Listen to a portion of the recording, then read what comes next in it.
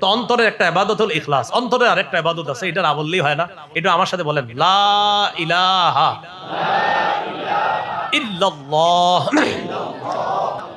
বলেন এই কালিমা মুখে উচ্চারণের পাশাপাশি অন্তরে ধারণ লালন পালন করা। হ্যাঁ, আপনি মুখে বলতেছেন আল্লাহ ছাড়া কোনো ইলাহ নাই, অন্তরে বিশ্বাস করতে হবে আল্লাহ ছাড়া কোনো ইলাহ নাই। মানে আপনার অর্থনৈতিক জীবনেও আল্লাহ ছাড়া কোনো ইলাহ নাই। অর্থনৈতিক জীবনে যেহেতু আল্লাহ ছাড়া ইলাহ নাই, তো সুদ খান কেন? হ্যাঁ? অর্থনৈতিক জীবনে ইলাহ কে? বলেন বলেন কে? তাহলে সুদ খায় আপনি, সুদ তো অর্থনীতির সাথে সম্পর্ক। আপনারা বললেন আমার অর্থনৈতিক জীবনে ইলাহ আল্লাহ, তো অর্থনৈতিক জীবনেও যদি ইলাহ আল্লাহ হয় তাহলে সুদ কেন? তো যাই হোক, কলব থেকে এটা ধারণ করতে হবে আল্লাহ ছাড়া কোনো ইলাহ নাই। আমার 6 জীবনে আল্লাহ ছাড়া কোনো ইলাহ নাই, এটা মনে রাখতে হবে। আমার ব্যক্তি জীবন, আমার পারিবারিক জীবন, আমার সামাজিক জীবন, আমার অর্থনৈতিক জীবন, আমার রাষ্ট্রীয় জীবন, আমার আন্তর্জাতিক জীবন, এই 6 জীবনে আমার